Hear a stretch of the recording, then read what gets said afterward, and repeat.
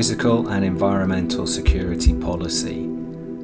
This policy addresses security requirements in physical environments within your organization. Typically, this is premises and offices that are owned by the organization, and physical security of third parties, such as cloud service providers, would be covered in the third-party supplier policy.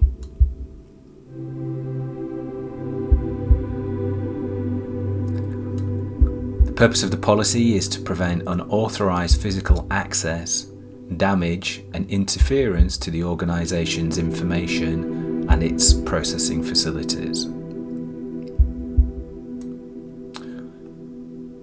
The principle is built on health and safety first, and preservation of life and health first and foremost.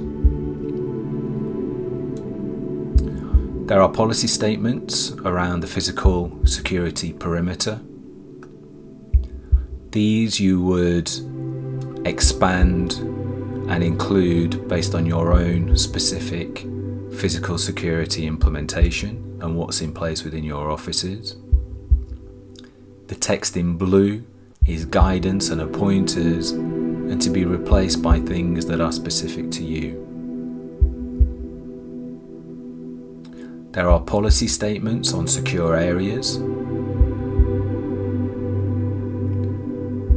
and access to secure areas.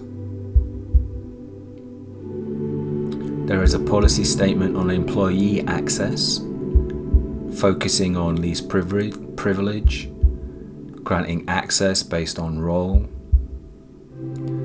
There are policy statements on visitor access, what visitors can do, where they can go, how they're managed. There are policy statements on delivery and loading areas.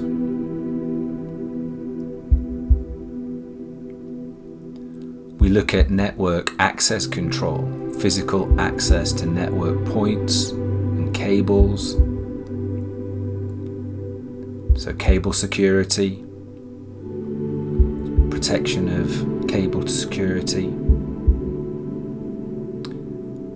We consider the equipment siting and protection, very important for physical security.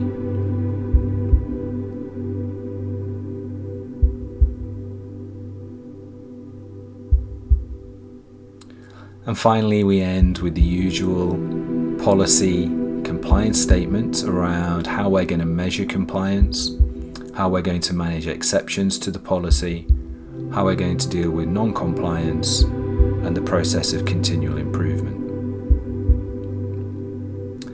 The physical and environmental security policy is going to be specific to your organization. So the controls that you have in place, the environment that you have in place, whether you have a secure loading area or whether you don't, whether you have an on-premise server presence or not, all needs to be taken into consideration.